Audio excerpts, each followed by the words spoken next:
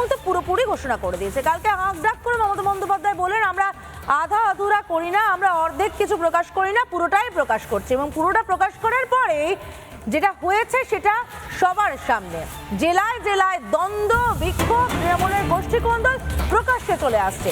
তৃণমূল প্রার্থীর নাম ঘোষণা হতেই চোপড়ায় প্রকাশ্যে তৃণমূলের গোষ্ঠীদ্বন্দ্ব। বিধায়ক হামিদুর রহমান, তার উপরেই ভরসা মমতায়। হামিদুলকেই চোপড়ায় প্রার্থী ঘোষণা করা হয়েছে আবার, কিন্তু তাকে প্রার্থী ঘোষণা করায় ক্ষোভ তৃণমূলের অন্দরে। কার ক্ষোভ? সুদালি তৃণমূল অঞ্চল সভাপতি আব্দুল সত্তারের। 2023 থেকে আমরা বিধায়কের কোনো সহযোগিতা পাইনি, আগামী দিনেও আশা করি যে পাবো না।